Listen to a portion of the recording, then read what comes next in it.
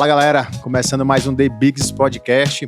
Nesse episódio a gente vai falar um pouquinho sobre sucesso do cliente, sobre sistemas bancários e vamos falar também um pouco sobre gestão de contas, né? Isso aí, Davizão? É isso aí. Cara, é um prazer inenarrável ter um colega aqui de mestrado, o André Pires, que atendeu esse chamado aqui para contribuir com a gente nessa jornada. Então, o André aí tá seguindo o MPA, o Mestrado Profissional em Administração de Empresas lá na EAGV, na Escola de Administração de Empresas de São Paulo. E eu queria pedir para ele falar um pouco mais a respeito aí, começar falando um pouco a respeito dele, da formação dele, um pouco do pessoal, para o pessoal que está assistindo e escutando a gente. Legal, obrigado, Grandão, obrigado, Davizão, pelo convite aí. Pô, a honra é totalmente minha, cara, muito legal. A gente só se conhecia no virtual, né? Exato. Vida pandêmica maluca aí. Hoje, quase um ano já que a gente estuda junto, conheci o Davizão aqui. Mas obrigado de novo pelo convite. Bom, André Pires, trabalhei muitos anos na minha carreira em bancos. Comecei minha carreira... Na verdade, eu sou bacharel em Direito. Não tirei a ordem, nunca tirei. Nunca entrei num fórum na minha vida. Para falar a verdade, eu entrei para ser testemunha para o banco em processos trabalhistas, né? Mas nunca entrei, mas sempre gostei muito de ler. O meu irmão é advogado, que é mais velho que eu, então eu acabei seguindo essa carreira aí, vamos assim dizer. Mas gostei bastante do curso. Mas sou bacharel em Direito, no segundo ano da faculdade já entrei em bancos. Comecei a estagiar no banco e comecei a trabalhar em bancos. Então, eu trabalhei durante 15 anos em alguns bancos, em 3 grandes bancos aqui no Brasil, muito sempre na área de riscos. Então, no começo era recuperação de crédito, depois eu passei para a área de crédito mesmo, integração, projetos, sistemas, etc. E aí, durante o segundo banco que eu estava, que era o Banco Real, extinto, eu fiz o SEAG na GV, para me ajudar ali no financeiro, no finanças, melhor do que o bacharel em Direito, que eu sabia que não era o que eu queria da minha vida.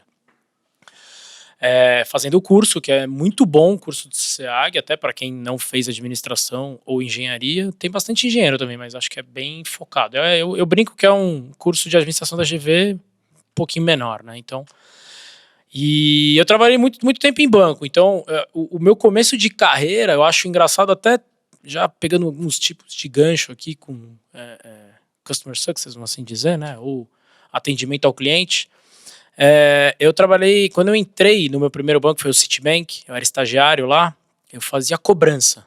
Então eu punha um headset desse, ligava, senhor Davi, o senhor está em atraso aqui, para cliente do Citibank, né? São caras bem ricos, assim. Então, e quando você fala com esses caras, assim, o cara se sente ofendido, né, meu, de estar sendo cobrado. Pô, eu sou do Citibank e tal, não sei o quê, esse bancão americano, e realmente, né, isso foi em 2002, 2001. Então, é difícil mesmo, né? E eu estagiário, eu tinha 20 anos, né? Nem Quer dizer que você quer chegar lá e, cara, tá devendo aí... Cara, Where is my money? Tem inclusive um seriado do Family Guy que eu falei ele cobrando, não sei se você já assistiu. Não vi, cara, confesso que não. É bem bruto a maneira como ele cobra, né? Where is my money? É bem interessante. Aí depois, quem puder, é só pra maiores de 18 anos, porque o bicho é bem sério mesmo. Mas é bem divertido. Então você ficava na cobrança, então, da galera? Cara. Cobrança, sim. Eu participei de todo tipo de cobrança. Pouco atraso, muito atraso, judicial, não judicial. E aí eu tenho algumas histórias, assim, terríveis, né? Teve uma que eu fiz eu fiz cobrança presencial. Então eu ia cobrar os clientes, né? Ao vivo mesmo. Pode contar pra gente uma dessas histórias? Putz, cara, posso. Eu tava, sei lá, não fiquei muito tempo nessa carreira, entre aspas, porque o que aconteceu eu pedi pra sair depois. Eu fazia as visitas com um motorista, que era um cara bem fortão, assim, grandão e tal. Mas ele era um motorista. Eu ia no carro da empresa, né, no carro do banco, ia lá com ele. Aí eu fui visitar, não lembro o nome dele, também não iria falar, mas era um médico. Eu lembro que era um médico. E aí eu fui na casa dele aqui no Morumbi, bairro chique, puta casona gigante, assim. E eu lembro, cara, nunca esqueci isso, eu entrava na casa, assim, aí eu olhava a casa, uns puta tapete persa, uns vasos, sei lá, o cara devia 50 mil reais. Parcelas em atraso, 4, 5, de 3, 4 mil reais. Eu falava, meu, se ele vender esse vaso aqui, ele compra o banco, né? Mas se ele vender esse vaso aqui, ele paga a dívida, cara. Não dá pra entender. E eu lembro comentando isso com meu pai falava, meu, filho, tem muita gente no mundo, não só aqui no Brasil, que é economicamente muito rica, mas financeiramente é falida. E se ele vender aquele vaso pra mulher dele, é uma ofensa, né? Pô, você tem que estar vendendo vaso pra pagar uma dívida no banco. A mulher às vezes nem sabe disso, né? Então, tem essa imagem. E aí eu lembro que eu fui na casa dele e tal, não sei o quê. Ele falou, espera um pouquinho aí. Era a casa dele, mas ele era meio que o consultório também. Ele atendia algumas pessoas lá. Ele era médico, né? Então, aí eu fiquei esperando ali um pouco. O segurança ficou lá fora. O motorista ficou lá fora. Aí sentei numa mesa assim, como essa. Sentei, bom, senhor, sei lá o que e tal. Vim aqui só pra falar sobre isso. Falei, peraí, um minutinho só. Pô, pegou a gaveta aqui, abriu, pôs uma arma em cima da mesa. Agora a gente começa a conversar. Aí eu levantei. Falei, não, a gente não vai começar a conversar. Obrigado, tchau. Saí, né? Falei, meu. Aí ele falou, volta aqui, bonitão. Não quer me cobrar? Vem cá me cobrar. Cara, entrei no carro, era a primeira visita do dia. Eu cheguei pro cara lá, o motorista, falei, meu, me leva embora. Tremia, assim, ó, tremia. Cheguei no meu chefe, falei, acabou, eu não faço mais isso não. Se quiser mandar embora, você me manda, mas eu não vou mais fazer isso não, cara. Aí eu nunca mais fiz essa cobrança. Daí, desde então, você saiu dessa área? Saí dessa cobrança externa que a gente chamava. Mas aí, continuei na cobrança de ligar, fui xingado muitas vezes, E eu faço o paralelo com o mundo de Customer Success, que meu pai, né, pra mim é o cara mais inteligente que eu conheço da minha vida, ele é vivo ainda, ele teve concessionária de carro, né? Ele foi revendedor da GM durante quase 40 anos. E meu pai sempre falou uma coisa, ele falou, cara, não existe nada melhor no mundo do que você trabalhar com prestação de serviço. Eu falava, é mesmo? Ele falou, nada contra, né? Do lixeiro ao dono de empresa, mas ele falou assim, é legal você atender o cliente, cara. É muito bom você sentar na frente de um cliente e vender algo, prestar um serviço. Então isso eu lembro que é uma coisa que ele me falou, antes de eu pensar em faculdade, ele falava isso, ele falou, tenta seguir na sua carreira algo que você preste serviço. Porque é muito bom. E meu pai, ele era dono da concessionária, mas, meu, tava sempre no chão. Eu lembro que todo sábado, ele pegava porque eu tenho mais 3 irmãos, a gente ia até a concessionária lá, e ele ia lá, quantos carros vendeu, como é que tá a venda, ele nem precisava ir, né, porque é o dono, mas eu sábado, que sábado abre, né, naquela época, domingo ainda não abria, agora isso é mais recente, mas ele ia todo sábado lá, levava gente, entrava na oficina, quantos carros estão revisando, quantos não estão. Então, ele sempre falou isso, cara. Prestação de serviço pra mim é uma coisa fundamental. E aí, então eu atendia cliente, né? Então você tá numa situação difícil de você cobrar um cara que às vezes às vezes é pilantra, às vezes não, mas putz, né? E cobrar o cara, como é que eu posso cobrar? Tornar a experiência de cobrar melhor. Isso em 2001, 2002, ninguém falava em experiência do cliente ou Customer Success, qualquer um desses conceitos mais são atuais. Diferentes? Depois a gente vai perguntar. São bem diferentes. E eu lembro que, outra história rápida aqui, eu lembro que eu fui cobrar uma pessoa lá, esse eu lembro o nome dele, não vou falar inteiro, né, não sei, mas chamava Alceu. E ele devia lá uma dívida, era difícil falar com ele e tal, eu consegui cobrar ele, consegui falar com ele, seu Alceu, tudo bem? Todos têm aqui um problema, todos Citibank. Ele falou, sim, eu sei que eu tenho essa pendência. Ele falou, posso te pedir um favor, você pode me ligar amanhã? E você recebe um goblin, liga amanhã, o cara sobe, mas você pode me ligar amanhã? Eu falei, putz, então, mas a gente precisa resolver isso agora, podemos falar? Ele falou, não, sabe por quê? Eu acabei de pousar no Brasil, eu tava na Alemanha, tô fazendo um tratamento que eu tô com câncer na cabeça. Eita. Você tá ali cobrando, você vira uma geleia, né? Você fala, nossa. Aí ele falou assim, não, eu tenho dinheiro pra pagar, mas até uma semana atrás, eu achava que eu nunca mais fosse ver os meus netos. E minha neta nasceu quando eu tava lá fazendo o tratamento. Então eu acabei de chegar, eu tô no aeroporto, eu tô indo pra casa da minha filha pra eu conhecer minha neta. Deixa eu ter esse... Eu falei, pelo amor de Deus, não vou nem amanhã, te falo daqui uma semana. Ele retornou, até ligou pra gente, pagou a dívida toda. Então, você começa a falar, né? A gente trabalha em muitas empresas grandes, todos vocês já trabalharam também. Você não pode tratar as coisas como sendo processual, né? Aquela visão de processo. Entra uma coisa, sai outra. Tem pessoas ali envolvidas, né? Então, eu acho que esse conceito mais recente, e agora eu estou estudando isso, que vai ser minha tese do mestrado, e eu trabalho numa empresa que tem essa área de Customer Success, eu acho que você começa a entender um pouco, você começa tem alguns paradigmas que a gente foi criado e aprender vender muito bem, vender tudo, tem que vender tudo para o cliente, empurra produto para ele. Acho que não é isso, entendeu? Eu acho que a gente tem que ir um pouco além do simplesmente vender coisas, né? Empurrar coisa para cliente. Eu trabalho numa empresa americana que vende software. Então, você sempre aquela coisa, você vende aquele softwarezão, embute umas coisinhas lá para ele. Se ele não usar, dane-se, mas vamos vender pra você bater sua meta. Eu falo, cara, não tem que ser assim, entendeu? Não tem nada pior no conceito de Customer Success, já entrando, do que você vender um produto que ele não usa. O cliente não usa. Não tem isso. Você falou assim, nesse lance de venda, parece muito aquelas palestras que você vai, que o cara fica gritando assim com o microfone Madonna, assim, papoca, tudo que é lado. Vai e o cara sai daquela reunião, né, meio que de motivacional, e o cara chega na segunda-feira, vou vender tudo, gritando. E começa a empurrar realmente umas coisas a mais pro cliente que, na verdade, ele não precisa, e aí depois de um tempo ele acaba se frustrando e tendo, como você falou, uma péssima experiência, né? Sim. Então, aí tu passou quanto tempo nessa parte de cobrança e depois foi logo para outra área? Sim. Como foi isso? Aí eu lembro que quando eu mudei de banco, que eu saí do Citibank, eu fui pro Banco Real, eu fui para cuidar de escritório terceirizado. Então eram escritórios no Brasil inteiro que prestavam serviço de cobrança pro Banco Real. Que, putz, assim, é uma outra experiência muito interessante, né? Primeiro que o banco tinha isso, a gente tinha acho que 17 escritórios, 15 eram fora de São Paulo, só 2 eram aqui em São Paulo, o resto era tudo fora. Então eu viajei muito. Peguei a crise aérea no pico. Tudo que dormi em aeroporto, perdi voo, ganhei hotel, perdi hotel, ganhei milha, perdi milha, briguei com o atendente, saí de avião, entrei em avião, dormi, passei por tudo. E a gente tinha alguns escritórios lá, isso é bem comum, né? O cara trabalhou no banco a vida inteira, ele aposenta, trabalhou em rede de agência, assim, ele aposenta e abre um escritório de cobrança para prestar serviço pro banco. O banco acaba, por dó, dando um contrato lá, né, de prestação, e eles começam a cobrar. E eu lembro que eu tinha um escritório em Minas lá, que eram de 3 senhores, bem velhinhos mesmo, que abriram um escritório, montaram uma operação super bonita e tal. E, de novo, aí você terceiriza o seu atendimento, né? Essa é uma discussão eterna, né? Se eu terceirizo isso ou não, se a qualidade cai ou não cai, tem que ter padrão de qualidade, obviamente, tem que ter, mas no fundo é a mesma coisa. Então eu fiquei aí mais uns 2, 3 anos nisso, aí o Santander comprou o Banco Real, né, em 2007 isso, e aí logo que anunciou a compra, tudo, já se montou um comitê de integração, né? Acho que isso é uma coisa muito legal, não sei se todo mundo viu isso ou não, mas na mesma época, o Itaú e o Unibanco também anunciaram uma fusão, vamos assim dizer, ou uma compra um pelo outro, não sei. Mas acho que foi mais uma fusão. E a estratégia foi completamente diferente, né? Enquanto, eu acho, o Itaú fazia a integração, pegava, sei lá, 100 agências, tomba tudo para dentro do sistema, ou dos conceitos, ou da cultura que seja do Itaú. Então pega 100 agências do Unibanco e faz. O Santander resolveu optar por um Big Bang, que eles chamaram. Então eles iam tombar a base inteira em um final de semana. Todos os clientes do Banco Real, que era maior que o Santander naquela época, tombar para dentro dos sistemas do Santander, né, que é um banco internacional, espanhol, então a gente usa o mesmo sistema que a Espanha usa, eles têm todo um conceito ali de plataforma única, né.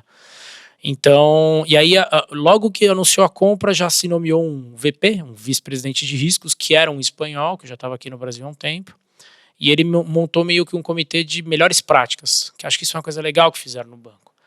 Eles optaram por criar eles chamavam de banco to be, né? Então, como é o meu processo hoje, vou pegar o melhor de um banco, o melhor do outro e criar um terceiro elemento, um terceiro híbrido entre essas duas melhores práticas. Então, e pela área de cobrança, putz, logo que anunciou, né? Muita gente tem meio que medo do Santander, meio que saiu, né? Porque as culturas eram bem diferentes mesmo, bem diferentes. Teve choque cultural, né? Enorme. Muita gente saiu. Por exemplo, na minha área de cobrança lá, a gente era em 14 pessoas, saíram 12. Ficou eu e um cara só. Caramba.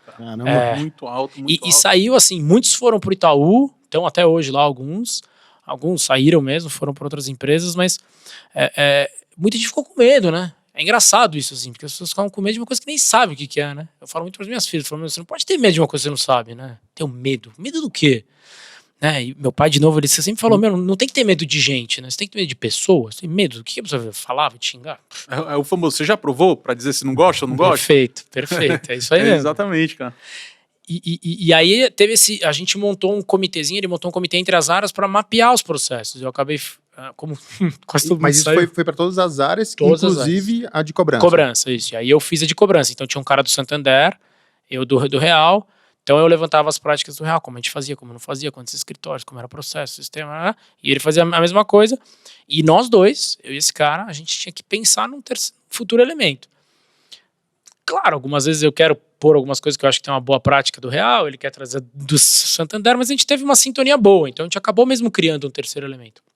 E aí fizemos o mapeamento e entregamos isso mais ou menos pronto para uma terceira área dentro do banco, que é uma área de projeto. Nada mais era do que uma área de projeto, onde ele era a área responsável pela integração mesmo, que ia organizar esse Big Bang, que ia ver quais eram as melhores práticas, não só na área de riscos, que é onde eu estava, mas sim em todas as áreas. E aí eu recebi um convite para ir para essa área, para atuar como um PMOzão de projeto mesmo. Uhum. E fui. E aí ali eu e um outro cara, aí já não tinha mais, você é do Real, você é do Santander, era todo mundo um único banco. A gente mapeou, a gente criou o futuro modelo de riscos desse banco to be na época, né? Isso eu tô falando é 2010. Quando tu fala riscos aí, tu tá falando riscos em relação a tudo da empresa como um todo, desde operações, desde a parte de sinistros relacionados a Não. agências, ou qual que é o risco, quando tu fala, é mais o risco de uma operação de crédito? por exemplo? Crédito. O Santander é um dos pilares ali, que desde lá da Espanha vem esse conceito, um dos pilares do banco é riscos. Eles têm uma área de riscos super forte. Quando eu falo risco, é risco de crédito, tá? Entendi. Que aí a área de cobrança tava, na época tava, hoje eu não sei se tá, mas estava embaixo também. Mas é risco de cobrança. Existe uma área de risco operacional, patrimonial, essas coisas, mas aí tá fora dessa área de riscos. Mas é um pilar super forte. Por exemplo, riscos tem a caneta de aprovar ou não qualquer produto que é criado no banco pela área de produtos. Risco tem a caneta de negar ou não uma linha de crédito, seja para um pequeno empresário, seja para uma Petrobras da vida. Se riscos fala não, por mais que o cara de vendas lá queira, é não. Então, independente do volume de crédito que o cara está pedindo, se for um pequeno ou um grande, ele com certeza vai passar por uma avaliação de risco. Obviamente que nos pequenos, pessoas físicas e em pequenas empresas existe um processo automático, né? Você acaba cadastrando algumas regrinhas lá e vai. Mas eu lembro que aí já, né, no futuro, acelerando um pouco a história, já na área de riscos, depois que eu voltei para a área de riscos, depois dessa área de projetos, aí como crédito mesmo, e de pessoa jurídica, eu participei de comitês que a gente ia em agências no Brasil inteiro, sentava na mesa, vinha o gerente com uma papelada lá para defender o cliente. Puta, empresas gigantes. Sim, né, existem os segmentos, os atacados lá que a gente chama, que é o Global, GBIM na época eu chamava, Global Banking, não sei lá, eram empresas gigantes. Aí é Petrobras. Ô, André, mas só uma Claro. dúvida que eu tenho, né, em relação a isso. Isso é algo, assim, tu falou que, lógico, deve ter alguns algoritmos que vão tratar desse problema. Ou isso é tratado cliente a cliente, ou é algo do tipo, chega você lá, ó, querendo uma carta de crédito, vamos dizer, para comprar ou investir na sua empresa R$200 mil, eu vou pegar tudo que você tem lá do seu projeto, explicando, aí eu vou, sei lá, vou esperar fechar o dia, né, e aí vou conversar com as pessoas de risco, e aí eu vou defender aquele cliente, ou não, é tipo, Walter, na verdade aquilo ali vai para um sistema, a pessoa vai simplesmente preencher uma planilhazinha e vai dizer no final sim ou não. Como que funciona isso? Eu vou te falar como era na minha época, tá? Eu acho que hoje é mais automatizado. Não só acho, como até o que a minha empresa vende, esse software que a gente vende, é de motor de decisão, né? Então é muito mais inteligente você automatizar com algoritmos, ainda mais que hoje em dia tá super em voga isso, do que nessa época aí que eu tô falando, que é 2010, 11, 12, tá? Mas assim, existe uma aprovação automática. O cara entra lá no sistema, eu quero aprovar um negócio pro Grandão SA aqui. Putz, deu R$200 mil, que seja. Beleza, o valor tá bom, mas só pode fazer em 12 vezes. Eu quero fazer em 12, eu quero fazer em 2 anos, em 24 meses. Aí, lá nas áreas de vendas, já nas agências, vai pro gerente geral da agência, quero levar no comitê. Existe um comitê de aprovação de crédito. Eu trabalhava numa área paralela a isso, que era políticas de crédito. Então eu defini as políticas de produtos de crédito para depois ser vendido. Só que eu lembro que a gente tinha um chefe lá, que tá lá no banco até, ele falava, vocês têm que conhecer a ponta. Todo chefe de área administrativa de banco, seja de riscos, seja de risco operacional, seja de prevenção à fraude, seja de marketing, seja do que for, de produtos, todo chefe que eu tive nos bancos falam isso, você tem que ir na ponta, você tem que ouvir o cliente. Cara, essa é aquela coisa que a gente ouve, mantras, você lê em livros, você vê em palestras motivacionais, etc. Então você sempre fala, você tem que ouvir o cliente, ouça o seu cliente. E é engraçado, cara, porque às vezes a gente não ouve mesmo, né? Então, muitos produtos são criados sem que a gente saiba se aquilo tem apelo pro cliente ou não. E aí, agora que eu tô estudando Customer Success, você ouve umas coisas meio óbvias, né? Cria um produto que vai fazer sucesso. Fala, cara, tô ensinando o padre a rezar a missa, né? Isso é meio óbvio, mas às vezes se perde nisso mesmo. Bom, aí eu ia pra agência, sentava. Alguns casos, cara, não podia, mas o gerente levava o cliente, às vezes. Pro comitê, isso aí. Comitê, o comitê é interno, de funcionários do banco. Aí o cara ficava na porta lá, esperando, assim, pelo amor de Deus, aprova. Então tem isso, entendeu? Tem uma aprovação automática, mas o cara quer escapar. Eu acho legal o que tu comentou aí, porque tem uma frase que é até do Steve Jobs, que ele fala um pouco diferente disso. Ele fala que o cliente não sabe o que quer até que você apresente para ele, né? E aí isso meio que vai de encontro com o que eu vejo também pregado, pelo menos para a área de desenvolvimento de produto, pela área de sucesso do cliente, que já pensa, não, cara, você tem que escutar o seu cliente, Sim. captar essas nuances aí. e até mesmo mostrar para ele o que você vai entregar para ele, e até o formato de como você vai entregar, né? Não só o que, mas o como e talvez o porquê também, que é aquela ideia da construção, né? Mas isso é bem, bem interessante porque, de fato, faz muito sentido. Se você for pegar e querer entregar um negócio que você só tá, vamos dizer, no quarto fechado ali, com um bocado de gente trabalhando, depois você traz um produto, quando você validou esse produto? Não tá fazendo sentido, né? Você não tá sabendo qual que é a dor real do cliente, né? Ou a necessidade dele, né? Não, e tem até, para fazer o contraponto aqui, né? Tem uma... muitos já falaram que essa frase foi dita pelo Warren Buffett, pelo Steve Jobs, Sim, mas que é do Henry Ford até, que ele fala, né? O Henry Ford disse, se eu fosse ouvir o que os meus clientes queriam na época, antes de eu criar o carro, eles iam querer cavalos mais rápidos, né? Então, e eu não teria criado um carro. Então, existem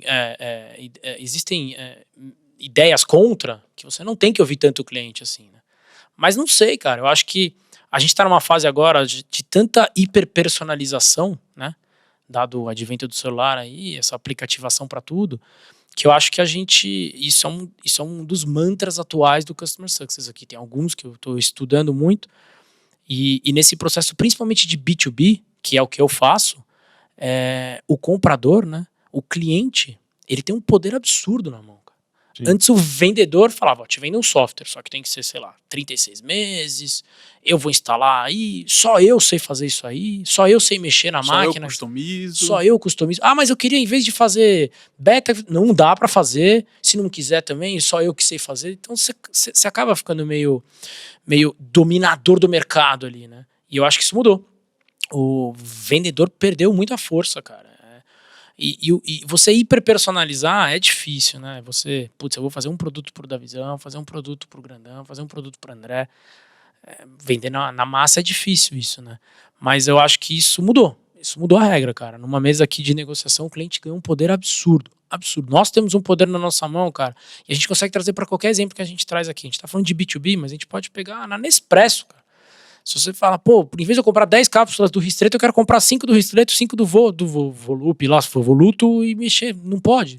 Cara, a mulher na loja tem que se virar, quebrar, fazer junto, não sei, mas a gente tem uma voz enorme, entendeu? Por quê? Busca fidelização. Eu quero que o André venha aqui comprar Nespresso comigo sempre, não vá comprar 3 corações, outra coisa. Todo mundo agora tem máquina. É muito louco, cara. É um movimento que a gente tá tendo no mercado pra tudo, tá? Não tô falando só no B2B, que acho que é o que a gente talvez viva mais, mas é um movimento de subscription model, né? Todo mundo quer assinar, cara. Daqui a pouco vai ter assinatura de pão. Isso já tem, né? Meu pai, por exemplo, ele recebe pão, mas, cara, tudo querem assinar, né? Então, Uber, né? Nosso amigo Uber. Agora, toda vez que você entra no Uber, eles ficam te ofertando. Vire membro do Uber, você ganha 10 reais de desconto. PES, Uber PES. Em todo lugar que você vai tem isso, cara. Então, eu acho que o mercado tá mudando muito isso, e a tecnologia vem ajudando muito, obviamente, a dar esse poder para os clientes. Mas o Customer Success cresce junto com esse mercado de subscription model, pay as you go, ou essa força que o cliente tem, né? Entendi. Cara, esse negócio que tu falou, Grandão, do Steve Jobs, ele citou o Henry Ford, eu tenho um livro desse que meu avô me deu sobre a bibliografia do Henry Ford, né? Eu acho interessante a questão experiência do cliente versus inovação, porque o Jobs ele fala que você que tem que dizer o que o cliente quer. Porque às vezes o cara não tem a visão de quão inovador aquilo é, senão o cara ia querer sempre um cavalo mais rápido, entendeu? E você está fazendo uma coisa, tô te entregando um carro no lugar de um cavalo, entendeu? E aí eu até entendo esse ponto de vista. Eu acho que você incluir a visão da inovação pro cliente, para ele ter uma experiência melhor e ter uma fidelidade maior contigo, é que tem uma chave aí importante, né, André? Super, viu, Davi? Eu acho que assim, tem alguns... o que eu estou estudando muito forte agora, né, que é o Customer Success, tudo, ele tem uma máxima lá que ele fala que é muito mais barato você reter um cliente, ele tem até um índice lá, 6 vezes mais caro você conquistar um cliente novo do que perder a base instalada, vamos assim dizer, né?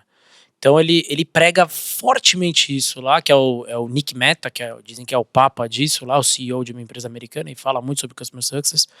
Ele fala isso, ele fala, às vezes a gente quer conquistar, aqui, adquirir, prosperar, e esquece da nossa base, cara. Então o churn, né, que é a perda do cliente, tem um impacto muito mais profundo nas suas linhas de receita do que você só ficar tentando conquistar mercado. Óbvio, você tem que ir numa startup zona, assim, que tá entrando num mercado novo, você tem que ter aquela estratégia de entrada com os 2 pés no peito para ganhar o maior número possível de clientes. Mas a gente não pode esquecer da base instalada, cara. É muito mais fácil você renovar com um cliente, principalmente no meu mercado de software, do que você tentar conquistar um novo. Putz, eu fui no banco A, eu já vendi tudo, agora eu vou no B. E eu esqueço lá, porque banco é muito os nossos clientes. E eu esqueço do banco A, não vejo se ele está usando o meu software, se ele está renovando, não tal, etc, etc. Tem um lance também que você falou aí do churn, o lance aí também a capacidade dos seus clientes te indicarem, né? Que vem junto com o NPS, né? Que a avaliação lá do 1 a 7 é detrator, acho que o 8 é neutro, acho que o 9 e 10 são promotores, né? E eu acredito muito nisso, né? Ainda mais para empresas que têm efeito de rede, né? Aquela ideia da viralização de um produto, né? E isso que tu está comentando aí do sucesso do cliente vai justamente tentar favorecer que aquela pessoa que te deu um 7 ou um 6 Sim. No próximo ciclo de avaliação passa a te dar um 9 ou um 10 e começa até, vamos dizer, promover o teu software, né? E aí, recentemente eu estava vendo aquela pirâmide, né, do funil de vendas.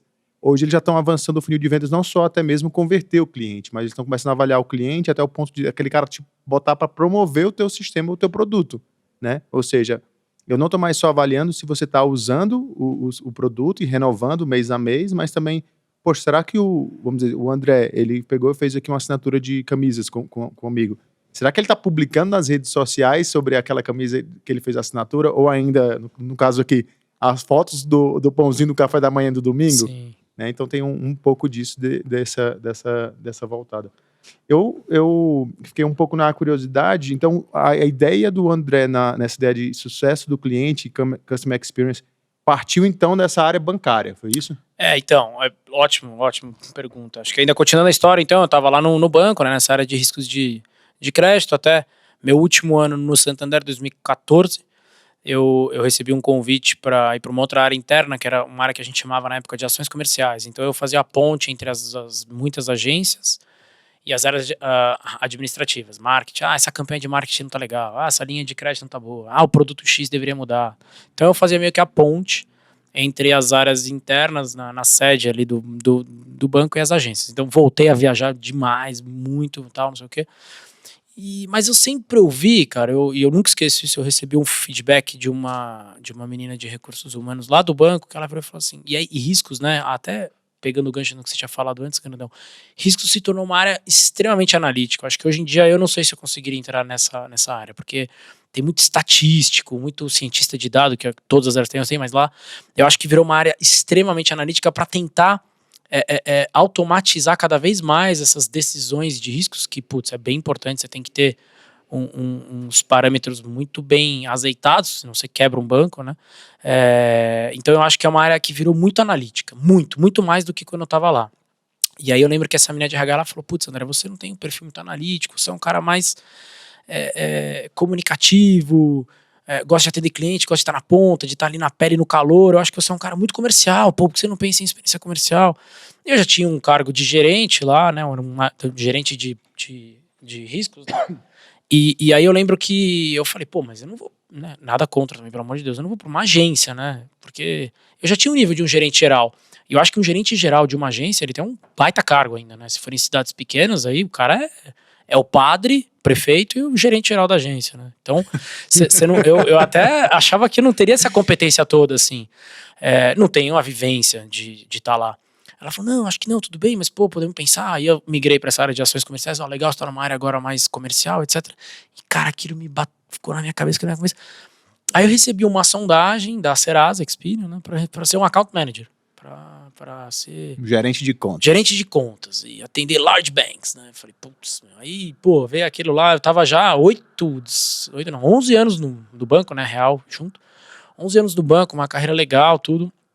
E eu lembro que foi uma saída, assim, bem difícil pra mim. Até hoje eu falo isso, cara. Isso faz 2014, né? Já fazem quase 10 anos aí, 8 anos. Então, foi muito traumático, porque eu lembro que não foi fácil de eu ter saído. Eu conversei com o meu chefe na época, um cara demais, Thompson, cara, ele é demais, demais.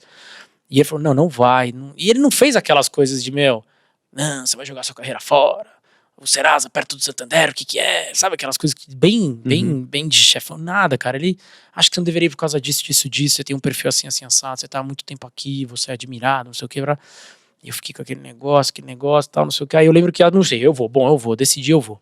Aí o diretor da área, que é um cara que tá lá até hoje, fantástico, me chamou e falou, E ele também foi muito executivo. Ele falou, cara, a decisão é sua, obviamente a carreira é sua.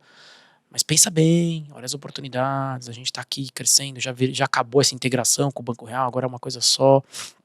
Você sobreviveu a isso, você é um dos sobreviventes. Então, fica aí, não sei o quê, acho que você vai ter muita oportunidade aqui, mas te respeito se você for e desejo muito sucesso pra ti. Falei, demais, cara. Então, eu saí, acabei indo, aí eu fui pra área mesmo, porque eu queria ter essa coisa comercial, eu queria ter a meta, sabe? Eu tenho a meta é sua. Antes a meta era de outras pessoas. Eu tinha que ficar enchendo o saco do Davizão pra ele abrir conta, porque a meta era dele. Pra mim não mudava nada. Se ele abrir uma conta ou abrir 10, óbvio que abrir 10 é melhor para o banco. Mas não era meu. Ele ia ganhar o bônus, ia ganhar viagens, essas coisas, ia ficar lá do mesmo jeito. Então eu queria ter a minha meta mesmo, né? E aí eu fui pra Serasa Experian, que é uma baita empresa reconhecida por um clima, né? Que existe muito rico, eles se preocupam com as pessoas e realmente se preocupam muito com as pessoas. E eles têm lá aquela coisa, o indivíduo é muito importante, o funcionário. Lá eu deixei de ser chamado de funcionário, eu virei um colaborador, né? Que é o que está hoje na moda, mas lá eu virei um colaborador, um Serasa lá, um ser Serasa, eles falavam. Então, e eu estava numa experiência no banco, e de novo, nada contra, que eu não julgo se o banco é melhor ou pior, mas no Santander eu tomei umas pauladas pesadas, cara. Eu chegava em casa vermelho de raiva mesmo assim. Eu lembro que minha mãe falava, eu namorava com minha mãe, né, antes de casar. Ela falava, sai desse negócio, não precisa ficar nisso, chegar assim aqui em casa, puto da vida e tal. Eu falava, não, mãe. E o meu pai falava, não, isso aí é bom pra deixar casca grossa, fica lá e tal. E aí forjando, né? Exato, mas eu acho, cara, isso aí é a melhor faculdade que existe. O melhor mestrado é o dia a dia, né? Real. Doutorado, cara, você sai de lá um doutor mesmo. E eu apanhava, às vezes, cara, é muito difícil você apanhar de pessoas que às vezes são, né, mas não, sei lá, tem uma cabeça meio, não diferente, mas eu não queria falar isso, mas é aquela pessoa que você fala, tá me dando uma carcada à toa, cara, só pra mostrar poder, né? Então você quer conhecer alguém, você dá poder pra ele, né? Então eu lembro que eu tive chefes, cara, nossa, terríveis, assim, que a pessoa você apresenta um trabalho perfeito, mas ela vai pegar a falha, que é a falta da vírgula e ficar... A fonte não tá em negrito aqui. O que eu já ouvi isso. Cara, essa cor desse slide aí, ó. Muda a cor do slide. Essas coisas me matam. Tá sem contraste, viu? Faltou o contraste, o alinhamento aí. Você vai ter que falar, putz, verdade, você é um gênio, cara. Nossa, como é que eu não prestei atenção nisso, sabe? Você ainda tem que tentar, né, dar essa puxada de saco. Mas tudo bem, cara. Eu acho que isso eu quero passar pras minhas filhas, que elas têm que sofrer. Tem que sofrer, cara. E eu pego exemplo besta aqui da visão, que eu sei que você é pai, não sei se você é grandão pai. Não, ainda não. Então, que a minha filha começou a fazer jazz, lá no prédio, né? Então, aí ela chegava, ai papai, a professora eu pegando muito no meu pé. Aí minha mulher, vou tirar. Eu falo, não tira não, deixa lá. Vai pegar no seu pé, vai. Se ela tá pegando no seu pé, você tem que melhorar alguma coisa. Não, mas eu faço com ela aqui. Começa a chorar, né? E o coração do pai morre, mas não, fica lá. Mas tem que ser, pô. Meu filho faz judô. E ele é bem metódico, Theo. O Grandão conhece ele. Ele é bem metódico. As coisas bem certas, o que ele aprende é aquilo. E aí lá no judô, o sensei derrubava ele, ou ele ia derrubar o sensei, e aí ele caía quando ele ia derrubar o sensei. Aí o sensei olhava pra ele, cara, você é um frango, você tem que ficar em pé, você tem que me empurrar pro chão. Não? E o menino de 4 anos, né? Mas eu vivi isso também, e foi positivo pra mim essa parte de artes marciais, entendeu? Você tem que me socar no chão, você tem que ficar em pé. Ele falava pra ele ficava com esse negócio na cabeça, pô, o sensei me chamou de frango. Por que ele te chamou de frango? Aí, não, porque quando eu derrubo ele, eu caio junto, eu não fico em pé, então você é um frango. E eu fiquei com aquilo, pô, tô falando isso pro meu filho, né? Mas então você é um frango, fica em pé e soca ele no chão. Aí, então, tipo, faz parte do aprendizado, cara, tem que ter, fato. Total. E aí, bom, aí eu fui pra Serasa pra atender banco. Eu lembro que eu fiquei 5 anos lá, né? 2 anos atendendo Itaú. e depois 3 anos atendendo o Santander. Cara, eu vou te falar uma coisa, eu não consigo sair do banco, meu. É impressionante, assim. Eu entrei, né? Vou pegar o Banco Real. Comecei em 2006 ali. É um negócio, assim, que me puxa de volta, cara, que eu tento, mas é uma força tamanha aquele Serasa Score, né? Aquilo ali, ele é fornecido para bancos? Os bancos consomem aquela base de dados também? Fortemente. Isso já é direto, é interligado, já na base, eles vão direto na fonte. Eles compram todo mês, ano, dia, são contratos bem parrudos, viu? Cara, mas lá no Serasa era cobrança também. Não. Não? Ele tinha a meta dele. Eu vendia, assim, a Serasa, ela vendia é muito... o que lá? Dado. Eles são muito fortes em dados. Isso é uma coisa que tem que tirar o chapéu, cara. Vendia data lá. Dados, Serasa Score, dados de cobrança também, obviamente, mas, eles vendem base de... Vendiam, não sei hoje em dia, né? Vendiam base de e-mail. Eu vendia muita base de e-mail. Eu tenho aqui essa base com 5 milhões de clientes, eu não tenho e-mail deles. A Serasa tem, porque eu recebo dado de tudo que é. Hoje ainda pode vender, André, por conta da negócio da LGPD? Acho que mudou. Acho que isso mudou, cara. Acho que isso mudou. Entendi. Porque eles não usavam e-mail pra marketing, né? Uhum. Eles usavam e-mail pra contatar o cliente mesmo. Sim. Cobrar, ofertar crédito, né? Se bem que é marketing. Se for É que você consegue, parece que, pelo que eu estava inclusive conversando com um advogado, que se você for para oferecer um benefício, você pode oferecer a base, porque assim, por exemplo, poxa, a empresa tal tá me oferecendo um cupom. Aí, então ela pode ter o meu e-mail e entrar em contato, porque tá sendo um benefício para mim, parece. É positivo, né? É positivo. E aí eles começaram, a Serasa hoje, até um concorrentaço nosso, a Experian, né? Porque a Experian comprou a Serasa, acho que em 2007 também isso, 2005, sei lá. E a Experian lá fora é gigante, cara. Uma das maiores empresas de tecnologia e de score também que tem no mundo, né? Eles são da Irlanda, mas acho que a sede deles agora é em Londres, né? Então tem que pensar em matar o nome. Vamos tirar o nome Serasa. Só que não dá, né? Meu Brasil, todo mundo sabe o que é Serasa. E eles migraram para esse software, para venda de software. Existe um software de decisão, motor de decisão. Eles têm um software de cobrança que é reconhecido, grande. Software de marketing, de plataforma, né? Então eles têm isso muito forte, mas é difícil você vender. Por conta de marca, né? Aí você traz um tema de marca, que não é a minha especialidade, mas é difícil você... Por exemplo, o cadastro positivo. A Serasa que criou isso, né, cara?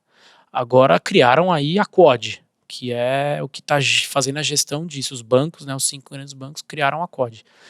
Porque é difícil você explicar para uma pessoa simples, assim, dá o seu nome aqui para Serasa, porque você vai ter um cadastro positivo, uma lei que foi aprovada agora, e eu vou te melhorar a taxa de juros aqui no banco. Eu falo, dá meu nome pro Serasa? Não. Até, a pessoa já fica receosa, né? Vou ficar negativo. Até tá aparecendo em propaganda, né? Esse aqui é o meu score, né? Tipo assim, mostra e é interessante isso aí. Interessante. Eu já escutei muito falar de score, não no Brasil. Assim, esse papo de score no Brasil, pelo menos pra mim, é mais recente. Lógico, eu sabia que existia isso por trás, em back-office, mas eu lembro muito bem que quando minha irmã e meu sogro moram minha irmã e meu cunhado moram nos Estados Unidos.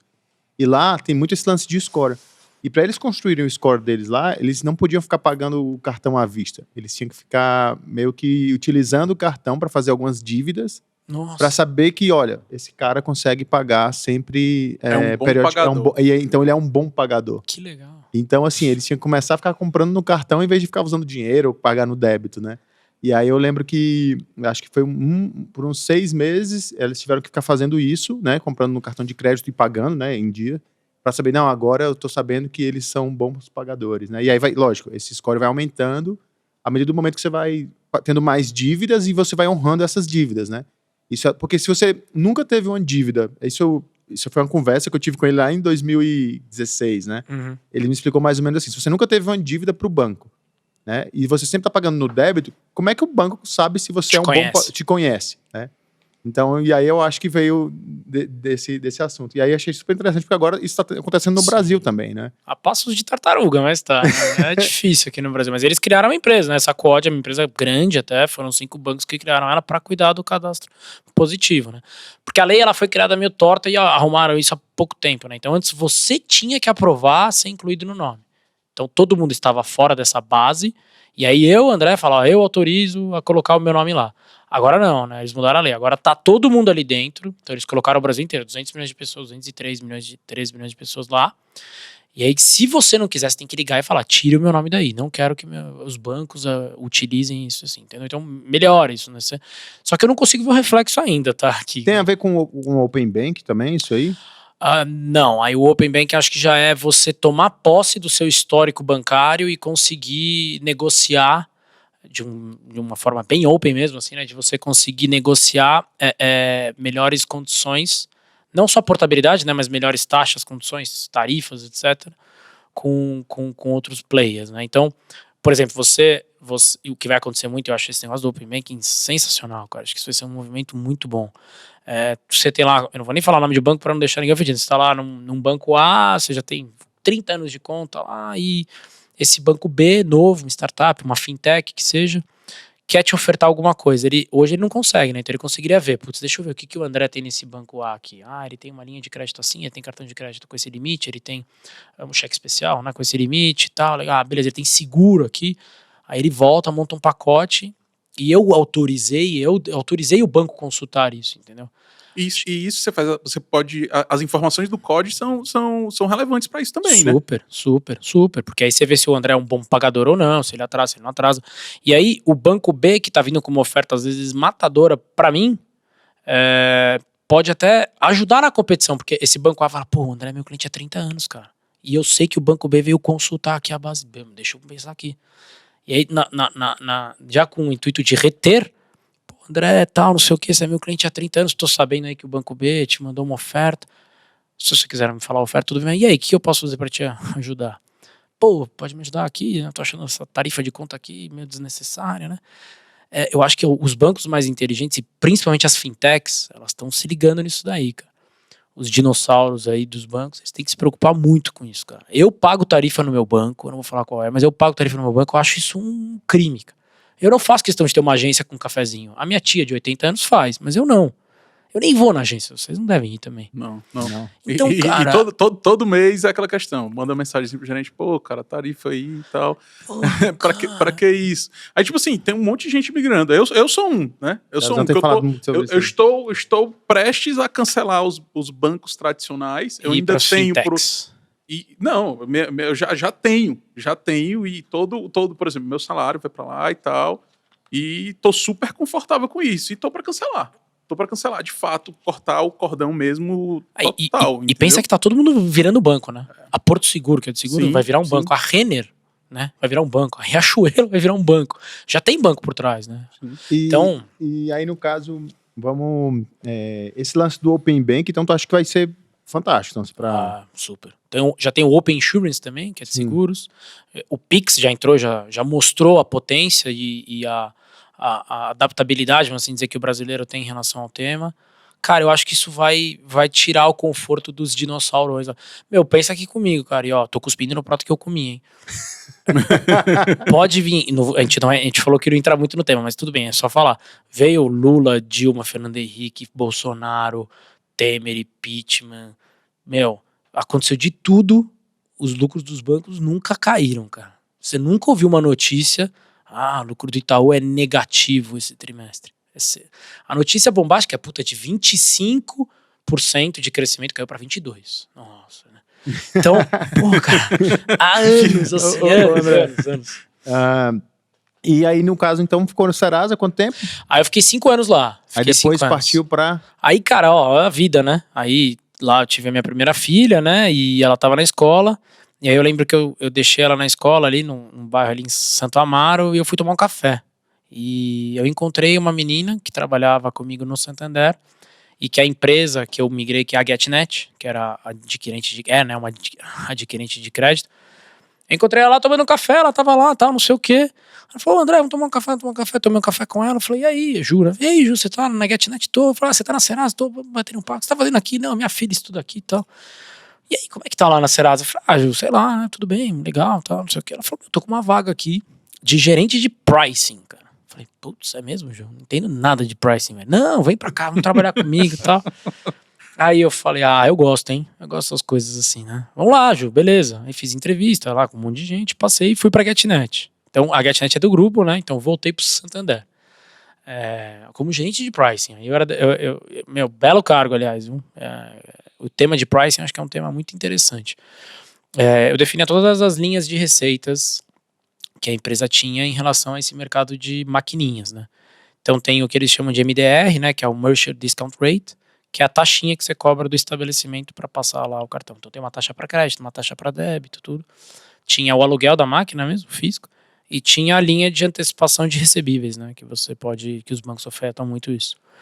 E esse, assim, o tema de pricing é interessante, cara, porque acho que eu peguei uma época, eu trabalhei 3 anos ali, né? 2 anos e pouco. É uma guerra mesmo, cara. Então, na época que existia a Cielo e a Rede, que ainda são as maiores, né? Aí a GetNet cresceu bastante, muito na onda do banco, mas aí começou a entrar Stone, PagSeguro. Isso que eu te perguntar, André, já que você trabalha nesse setor aí, eu vou te perguntar uma coisa que, assim, hoje pra mim, isso, a impressão que tem me passado sobre esse lance de adquirência é que tá se tornando commodity, né? Chega um ponto onde você tem lá, como você falou aí, tem GetNet, tem Safra Pay, tem Stone, enfim, tem várias empresas aí que tem a maquininha, inclusive tem outras startups aí que estão lançando também nesse mesmo ramo, né? O próprio Mercado Livre com o Mercado Pago. Isso até que ponto a briga, pelo que eu tô vendo, é só briga por taxa, né? Que é o pricing que é onde você trabalhava, né? Cara, eu lembro que eu fazia uns treinamentos para funcionários gerentes de agência no Santander, eu falava, eu vou perder o emprego, porque eu acho que o tema de preço vai comoditizar. Eu acho que as adquirentes aí, Cielo, todo mundo vai sentar na mesa e falar assim, porque lá eles olham o ramo também, né? Então é um preço para posto de gasolina, é um preço para restaurante, porque tem volume de crédito e de débito é diferente entre um e outro. E eu lembro que eu falava, acho que as adquirentes, mesmo a Stone, que é nova e chegou chegando, a PagSeguro que chegou chegando, o Safra Pay, que seja, vai todo mundo sentar numa mesa e falar o seguinte, vamos falar assim, ó, taxa para posto de gasolina, tanto, fechado. E aí, eu acho, grandão, como é que... E eu brigava, entre aspas, eu falava muito, porque, cara, eu trabalhava na área de price, então os caras vinham chorar preço todo minuto. Final de semana inteiro, os caras me ligando, chorando preço. E eu sempre falava uma coisa que os caras riam da minha cara. E eu riria, acho que se eu estivesse na pele deles. Eu falava, meu, você tem que conquistar o seu cliente pela experiência, cara. Ele tem que ser o seu cliente, não porque você tá dando a taxa boa, ele tem que ser o seu cliente porque você é o grandão, cara. É o cara que atende ele. Porque você é o cara que vai ofertar o que ele precisa na hora que ele precisa. Você não tem que vender só a maquininha, você tem que vender a maquininha, uma linha de crédito, já que a gente tá quando atrás. Quebra a maquininha, vem rápido, né? Exato, acho que é um pouco do que a Stone teve um pouco desse abordagem, né? Porque hoje, hoje no final, o que tá importando é isso. Claro, hoje de atendimento, porque né? Se você for olhar, eu tenho um outro negócio familiar lá no Ceará, né? E a gente foi atrás da questão da maquininha. Ninguém cogitou Cielo, Rede, que são as grandes, né? A gente foi para uma outra dessas que estava entrando. Sim. Por conta dessa questão da experiência pós. Cara, quem é que te atende mais rápido se a maquininha quebrar? A cobertura. Essa maquininha pega dois sinais de telefonia. Sim. Tipo, então acho que a briga tá justamente nesse ponto que você falou, na experiência de quem vai consumir aquilo. Total. Cara, eu tive outra história aqui rápido. Eu lembro que, e nada contra de novo, posto de gasolina. Já foram em vários postos, aqui, no Ceará, onde for. O cara tem todas as máquinas ali. Sim. Porque posto de gasolina tem um volume muito grande de crédito e débito, porque tem um volume, né? Uhum. Mesmo um posto pequeno, consegue faturar milhões, assim, né? Passar em maquininha milhões por mês, né? E eu lembro que eu fui numa rede aqui em São Paulo, interior de São Paulo, gigante, a rede muito grande, e eu fui com o gerente, obviamente, gerente geral lá, a gente foi visitar o dono do posto. Eu não esqueço essa cena da visão. O cara tava sentado numa cadeira assim, ó, na mesa. Chegou o pessoal da GetNet aí. Opa, tudo bem? Entra aí e tal. O cara, aquele cara bem simples, né, do interior, sabe? Mas aquele cara que, tem os números na cabeça ali de quanto fatura. Vocês querem pensar, tá? Não, beleza. Qual que é a sua taxa hoje? Minha taxa é, sei lá, 1%. Então eu vou te oferecer 0,99. Putz, beleza, ótimo, obrigado, viu? Tá aqui a maquininha. Aí ele já pegava outra maquininha, já punha na gaveta aqui. A hora que ele abria a gaveta, estavam todas as outras maquininhas com as cores, né? Vermelho, roxo, amarelo. Punha lá, tá, beleza. Aí eu falei, só que você precisa assinar aqui que a gente chamava na época um termo de compromisso de faturamento. Daqui, assino, tá, daqui. Me comprometo. Nada mais era, me comprometo a faturar, sei lá, R$1 milhão por mês na maquininha da GetNet. Se eu não fizer isso, vai subir a taxa, sabe? Ou então eu perco a condição especial. Tá bom. Aí eu falei, beleza, né? Passou uns 4, 5, 6 meses, o cara não tava faturando nada, né? Aí fomos lá, tava de novo lá na caneta, aí as maquininhas do concorrente tudo em cima. Eu falei, cadê a máquina? Não era de vendas. Eu falei, mas e a máquina aqui que eu trouxe aqui? Você ofereceu 0,99. O cara veio aqui e ofereceu 0,98. Eu falei, mas você assinou um termo com isso. Aí ele abriu a gaveta assim, um monte de papel. Isso aqui tudo é termo. Aí você fala, cara... Aí você chega e fala assim, aí acho que vem um pouco que você falou, Grandão, ele foi bem honesto comigo, e é isso que eu falo, a vivência com o cliente você aprende, né, cara? Nem curso nenhum ensina isso. Ele chegou e falou assim, deixa eu te explicar uma coisa, você tá na GetNet aqui hoje às 3h da tarde. Às 5h30, o cara da rede me ligou e falou que ele quer vir aí. No telefone eu já falei pra ele, a minha taxa é tanto, se você vier com algo igual, eu ofereço a mesma taxa, mas você ganha quilômetros de vantagem, você ganha um aplicativo, eu não quero. Então acho que ele vai vir com uma taxa menor. Então, hoje eu tô no 0,98, 0,97, 0,96. Ele falou, e eu tô tranquilo, cara. Eu não tô ligando pra você, vocês estão ligando pra mim. Ele falou, eu tô sentadão aqui, ó, meu posto tá aí, tô faturando, tenho, sei lá, 8, 10 postos de gasolina, e vocês estão me ligando. Então quem tá baixando a taxa são vocês, não sou eu. Cara, sabe quando eu olhei pro cara comercial, eu falei assim, meu, olha a aula que você tá tendo aqui agora, cara. Esse é o cliente que você quer? A gente saiu, né? Saiu. Obrigado, tchau. Esse é o cliente que você quer, cara? Esse é um cara que você quer? Eu não sei se eu quero, entendeu? Eu não sei se eu agora como pricing, né? Tava nessa cadeira, eu falei, não sei se eu quero esse cara. Porque essas empresas são muito medidas por volume de faturamento, né? É o que você vê nos sites aí. GetNet cresceu 36% em faturamento, ano contra ano. Pô, legal, óbvio, é legal mesmo, né?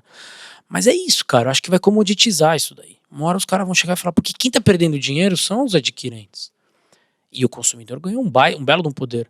Óbvio, esse cara desse posto pagou taxa de 4%, 5%, que é o que talvez vocês tenham na cabeça hoje. Mas juro pra você, cara, tem posto de gasolina aqui que paga 0,50% de taxa de crédito no débito. E é muito baixo isso. Porque ali é um custo meio dado. Você tem que pagar as bandeiras, você tem que pagar os bancos, né, que são os donos dessas adquirentes. Você tem o seu custo, obviamente, da maquininha, essas coisas. Mas eu acho que, assim, a Stone teve uma sacada boa nisso. Porque ela deixava já uns caras com umas maquininhas andando aí. Você já deve ter visto umas motos da Stone andando. Porque quebrou, a quebra vai abrir chamada. Não, os caras já entregavam. O cara já vai pra não parar de faturar, cara. E, assim, um dos pontos que eu acho muito interessante é que hoje, quando você está indo no mercado de SaaS, né, que tu falou aí, hoje a taxa de pelo menos que eu tenho observado, acho que a taxa na internet, quando você vai vender no e-commerce, é próximo de 3,4, 4. E daqui a pouco vão ter vários serviços desses favorecendo a briga que estava tendo hoje nas maquininhas, penso eu, né, isso... daqui a, vamos dizer, 1 ano, 2 anos, vão ter várias empresas que fazem esse serviço de gateways de pagamento online, que essa taxa de 3,4 vai cair para 2,9, 2,5, 2, 1,5, até ficar nessa mesma briga aí enfim, que for das maquininhas. Uhum. Lógico que tem um fator que leva em consideração a pessoa que está, pelo menos isso na área de desenvolvimento, né, que é a área onde eu atuo. É a facilidade que você tem em integrar o seu sistema com o sistema da pessoa. Aí tem API, enfim, né, a parte de integração de sistemas, né, com o gateway de pagamento. Mas fora isso, eu encaro que o que aconteceu no mundo de adquirência, no offline, digamos assim, vai acontecer para o online. Sim. Eu tenho muito disso. E aí, conta como foi depois dessa experiência aí no pricing, foi para... Aí eu fui para a empresa que eu tô hoje, que é a FICO. Uma empresa americana, Fair Isaac, né? Que é uma eu tava empresa... falando FICO. FICO, todo mundo fala. A gente tava falando FICO, exatamente. FICO, americana, FICO. E você até falou do score, existe o FICO Score. Nos Estados Unidos, segundo números lá, né, mais de 55% da população americana, canadense e mexicana, tem o FICO Score. Um dos concorrentes é a Experian, tem o Experian que é o score deles também. E lá, cara, lá é uma coisa que as pessoas sabem de cabeça qual que é o FICO Score. Exatamente por isso que você falou, entendeu, Grandão? Eu quero comprar um carro, às vezes não precisa nem ser financiado pelo banco ou não, você vai comprar naqueles dealers lá. Mas qual que é o seu FICO Score? 800 e tanto. Ih, não dá, não consigo te vender o carro. Então eles sabem de cabeça lá, você tem um aplicativozinho que mostra o seu FICO Score e ele muda por dívidas que você adquire, você paga em dia ou não paga, por financiamentos, por quantidade de bancos que você tem, contas em banco, a sua conta de telefone, cara, se você paga a sua conta de telefone, celular, então é uma grande base de dados e eles usam FICO Score. Isso no Brasil não existe, tá? A gente não tem isso aqui no Brasil. A FICO até conseguiu vender a inteligência de score para a Quad, que é uma cliente nossa lá na FICO, onde a gente agora está num projeto que está começando, para implementar esse conceito de score. Mas nos Estados Unidos os caras sabem de cabeça qual que é o FICO Score deles, cara. É muito louco isso. E 1/3 da receita da empresa inteira no mundo vem disso, cara. Do score. Do score. E hoje qual que é digamos, a área de atuação da FICO aqui no Brasil? A gente vende basicamente, tá, plataformas de software, onde existem alguns módulos, vamos assim dizer, esse é um conceito novo, né, nas plataformas, que são motores de decisão. Acho que o melhor motor de decisão, e quando eu falo decisão, não é decisão de crédito só, tá? É motor de decisão de negócio como um todo. Óbvio que crédito é muito forte, mas crédito, fraude, originação, que a gente fala, né, você adquire clientes, operacional, tal. Então tem motores de decisão, orquestração de dados. Acho que isso é um tema muito, muito legal, né? A gente acha que todas as empresas têm aquelas bases de dados bonitinhas, tudo tal, não sei o quê. Nada, né, cara? Ainda mais com rede social agora. Então a gente tem um softwarezão gigante que a gente consegue, em tempo real, ali você conseguir olhar diversas fontes e bases de dados, estruturados ou não, para que se tome uma decisão ou para que se faça um exemplo classicaço aqui. Seu aplicativo no celular lá, de qualquer banco, que você abre lá e veja sua vida financeira agora. Você clica lá, espera 1 segundo, e aí, putz, você está com a vida ok, está sem dívida, né? Não está com o nome no Serasa, e eu consigo já aprovar uma linha de crédito agora, clicando aqui de, sei lá, 20 mil reais. Então, toda aquela consulta, porque de um dia para o outro você pode ter uma dívida, né? Criar uma dívida. Todas essas consultas meio online que ele faz no tempo de 1 segundo de você clicar para simular, por trás tem um orquestrador de dados ali, que costuma ser FICO, mas tem outros também, tá? Então tem a orquestração de dados, a gente tem um antifraude, que acho que isso é um tema vital, ainda mais esse negócio de gateway, cara. Vimos aí a história, não sei se vocês viram na semana passada, da Renner. Então, assim, tudo bem que ali é uma fraude diferente, né? Mas a gente tem um dos melhores antifraudes do mundo hoje, que é o Falcon.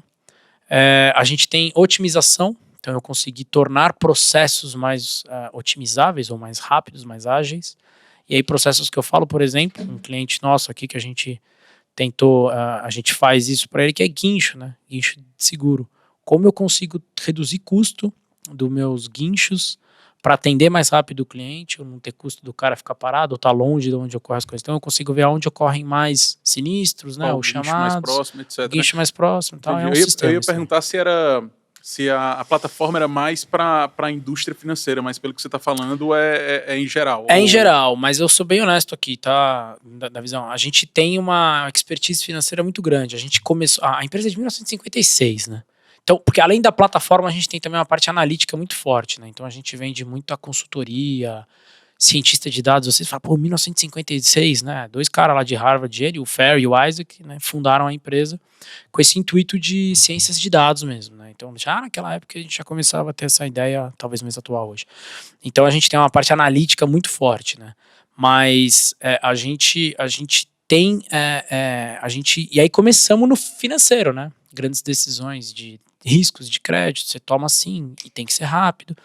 Aí a gente acabou migrando, agora, assim, a gente está no Brasil há 20 anos, né, e começando, não só no Brasil como lá fora, a entrar no mercado de seguros, varejistas, mas por conta do movimento que eu falei aqui antes, cara. Os caras querem virar banco, todo mundo quer virar banco. Sim, então, você acaba meio que... Nisso aí, né? Então você acaba. Não, acho que esse negócio de virar banco, qualquer empresa que tá tendo algum fundo de marketplace ou alguma coisa nesse tipo, tá querendo virar banco, né?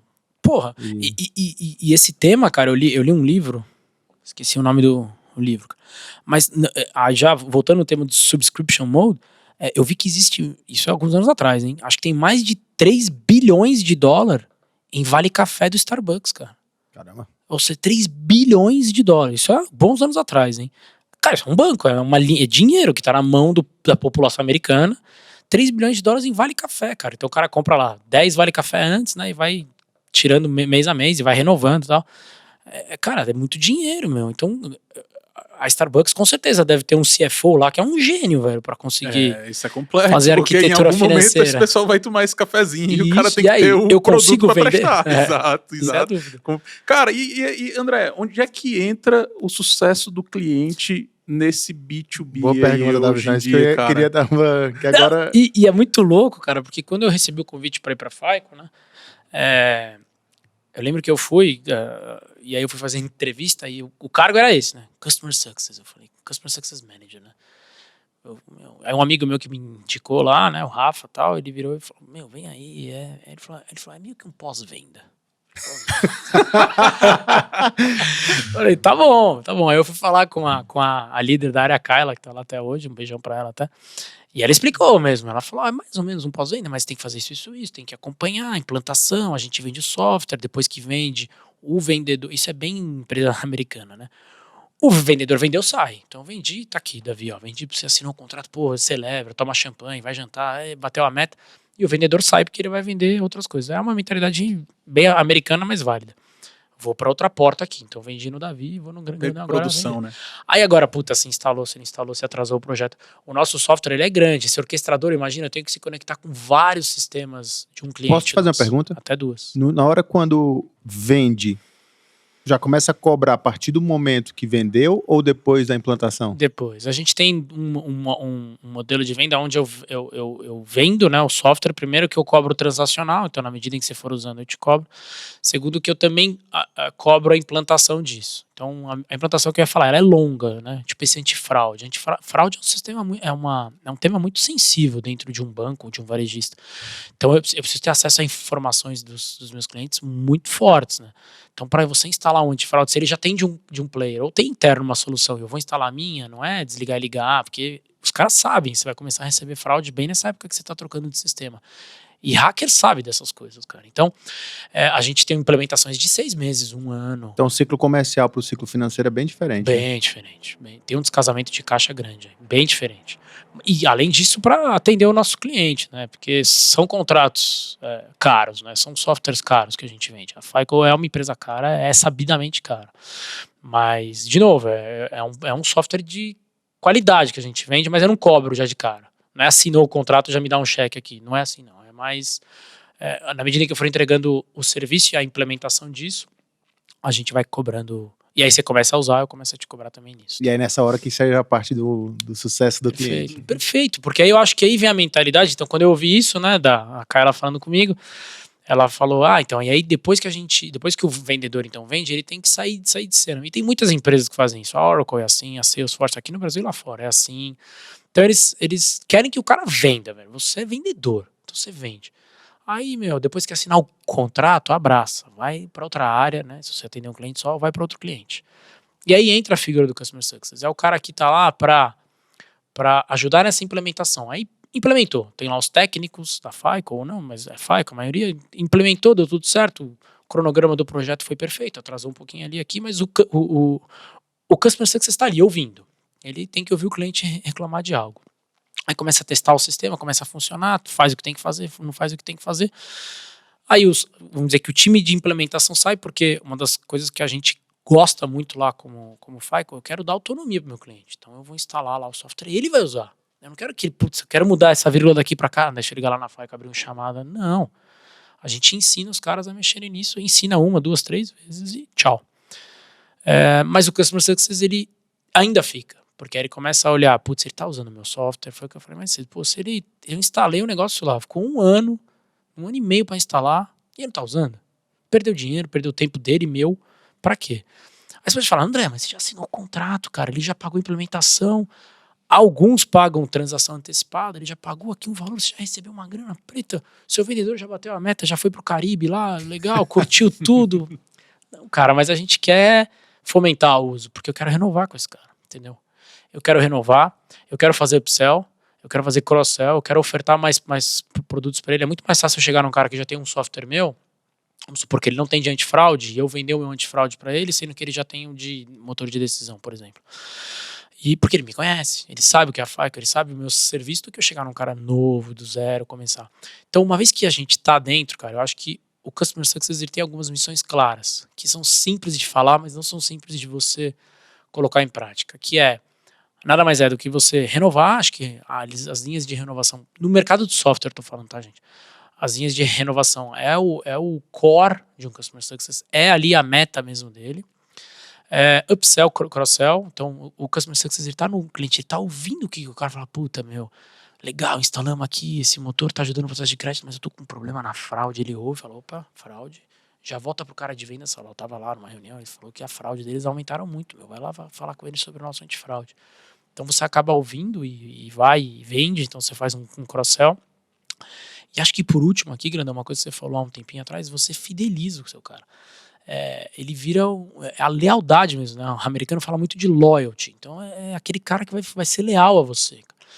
E aí eu acho, da visão que vi, um grande desafio dessa cadeira, cara, que é você saber o que é o sucesso do seu cliente. Isso não é fácil, cara. Não é fácil. Você pode olhar e falar, o sucesso do banco é abrir conta. Não sei, pode ser que sim, pode ser que não. Tem bancos que sim, tem bancos que não.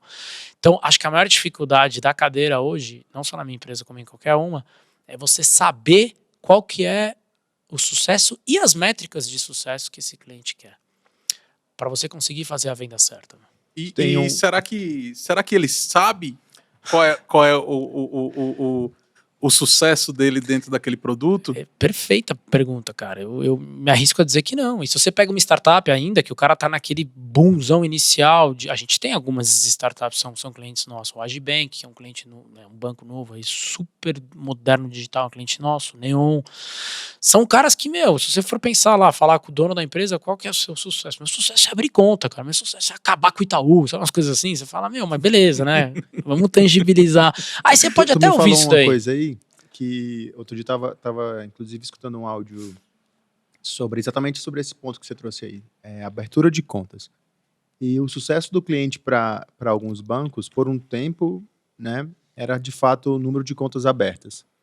Só que o que acontece? Você tem várias pessoas que com o meio digital começaram a abrir contas, mas não utilizam a conta para nada. Uhum. E aí falou, o que adianta estar aqui, vamos dizer, 300 mil contas abertas, mas esse cara nunca recebeu um salário pela minha conta, nunca fez um investimento pelaquela conta daquele banco, nunca utilizou um cheque especial, nunca fez nenhum TEDzinho para pagar lá os R$10, enfim. Ou seja, para que adianta eu estar com 300 mil contas, só que essa galera não está consumindo dos meus outros serviços aqui, né? Ele é só um custo, né? No final ele vira só um custo. Isso. E aí começaram a avaliar que não, e acho que é um pouco da ideia do sucesso do cliente. Cara, na verdade eu quero saber que o ciclo se fecha, ou até mesmo nunca se fecha, porque tem que ficar acompanhando se esse cara está de fato utilizando o meu produto ao longo do tempo.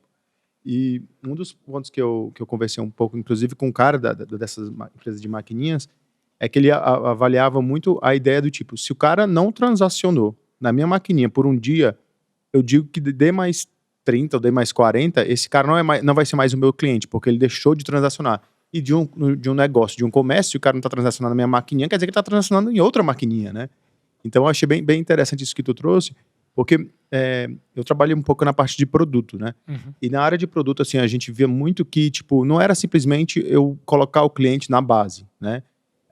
Então, dependendo do produto, né, eu tenho que começar a avaliar, se isso aqui é um sistema, vamos supor, um to-do, né, de Get Things Done, né, aqueles softwares que você coloca suas atividades e você avalia. Eu não vou simplesmente avaliar se o cara se cadastrou e fez ali o sign-up ou a inscrição. Eu quero, de fato, ver se esse cara está, de tempos em tempos, colocando novas atividades e vendo se essas atividades elas estão se movendo, tipo, se ela está indo em execução para o executado, e de fato sabendo isso. Porque se esse cara não está movendo as atividades, significa que esse cara não está utilizando o sistema. Sim. Né? Então, a ideia de sucesso do cliente dando aqui um exemplo de um software, né?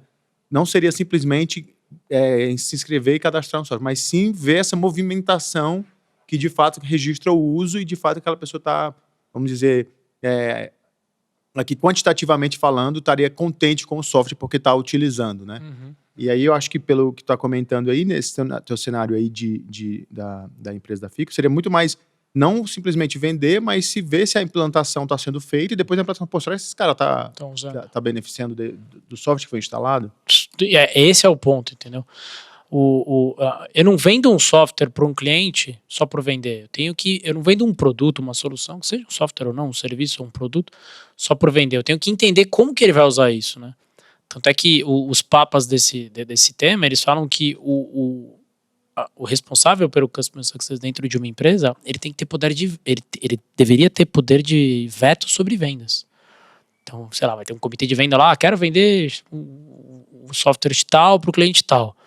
O cara de Customer Success lá, o líder dessa área, o chief lá, ele tem que olhar e falar, mas não faz sentido isso, cara. Se você vender isso pro seu cliente, ele deveria vetar a venda. Falar, não vende, porque você vai trazer mais dor de cabeça pra gente, para entregar uma coisa que eu não sei se a gente vai conseguir, se a gente tem a competência, a capacidade para entregar, E você vai bater a sua... Só pra você bater a sua meta. Mas aí requer um nível de maturidade enorme em uma empresa que é 100% voltada ao Customer Success aqui. E até falando da minha própria empresa, acho que a gente tem muito a se desenvolver nisso. Não são pílulas fáceis de você tomar ou dosar, mas até acho que a gente tem que admirar a concorrência. A Salesforce é uma empresa aqui no Brasil e no mundo que é papa nisso, cara. Os caras são fera de Customer Success. Agora, fera. desculpa te cortar, André, Claro. porque eu acabei de ter um pensamento aqui. E até se você vender, se o cara do sucesso do cliente ele achar que você não deve vender, até pode ter um motivador de que aquele teu cliente ou aquele negócio que você vendeu, ele não vai conseguir usar aquele software pro fim que é o mais adequado, ou vocês não vão conseguir atender a demanda dele, e ele ainda vai acabar fazendo propaganda contra. Negativo. Cara, a aplicação lá da FICO, ou quem quer que seja, não funciona, entendeu? Perfeito. Não E usei aí- pra nada aquele negócio. Não. caras falam assim, né? O boca a boca é pro bom e pro mal, mano. exato. E o boca a Então, boca existe, é importante cara. isso aí, cara. O boca a boca muito existe. importante. Bem, Muito bem importante. interessante esse ponto aí que você trouxe. E aí eu acho, Grandão, que entra um pouco na confusão que eu fazia até. Então eu tô lá, a cara me apresentou a vaga, aceitei, tô lá na FICO, legal, tô atendendo o Santander de novo, mas tô lá atendendo os bancos, os clientes, e na minha cabeça, logo que eu sentei na cadeira, comecei a dar uma estudada, eu confundi com a experiência do cliente. Isso é um customer experience, né? E não é, cara, não é. Isso eu aprendi recentemente, estudando já para minha tese, eu entendi que não é mesmo. Porque uma das coisas principais que, não só a área de Customer Success, né, muitas áreas voltadas à venda, porque Customer Success pode ser uma área de suporte à venda, eu acho que pode ser chamada de suporte, meio que um pós-venda. O conceito de pós-venda não está errado, é que você não pode simplificar só como uma pós-venda. Você tem que ter uma métrica, é importante você ter uma métrica para você medir o sucesso, né? Então, a métrica costuma ser renovações, né? Quantas renovações, churn é uma outra métrica, NPS é uma métrica interessante. Não isoladas, mas você combinando elas, você consegue ter métricas. Experiência do cliente, cara, eu acho que é uma coisa hiper importante, mas é difícil de você medir isso. Medir como? O Customer Experience, a cadeira que existe em várias empresas, e, cara, super a favor, aliás, hein? É para melhorar o processo, né? Então, o processo de abertura de um chamado, processo de atendimento numa central, de um cliente, um banco que seja, cara, é ruim, é difícil, a URA é confusa, o cliente demora 10 minutos para conseguir ser atendido, e aí acho que tem que ter um cara lá de Customer Experience para entender a dor de um cliente. Pô, ficar 10 minutos para vir um chamado é bom? Não. Como é que eu faço para reduzir? Onde estão os cotovelos desse processo aqui para tentar melhorar? E ele vai lá, ajeita. Pô, de 10 minutos eu reduzir para 2. Ótimo, cara. Esse é um entregável, assim dizer, de um Customer Experience fudido, muito bom. Agora, como se linka isso? Eu reduzi os 10 minutos para 2. Tá bom, é uma métrica boa. Mas isso me gerou mais venda? Isso me gerou mais satisfação?